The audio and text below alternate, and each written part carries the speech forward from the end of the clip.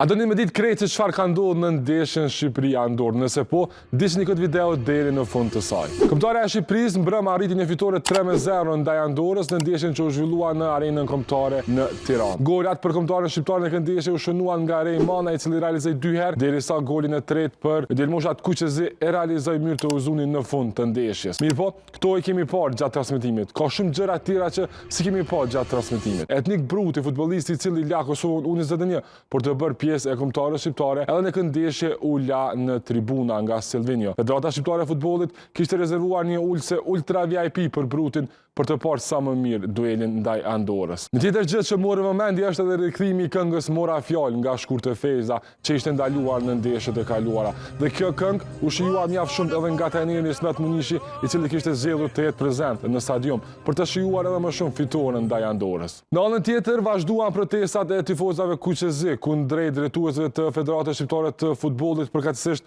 kryetarit të saj Armando Duka. Tifozat kuqezi bekuituan ndeshjen për 15 minuta, ata fillimisht treguan prezencën e tyre në stadium, më pas u larguan dhe në minutën e 15 të ndeshjes u rikthyen duke broritur dhe duke fyer pikërisht Dukën. Me këtë fitore Shqipëria grumbulloi 3 pikët e para në grupin K, duke mbetur mbrapa Anglisë. Ndeshja e radhës për kombëtarin kuqezi rezervohet në muajin qershor dhe do të kemi një kundërshtar mjaft rival, siç është Serbia.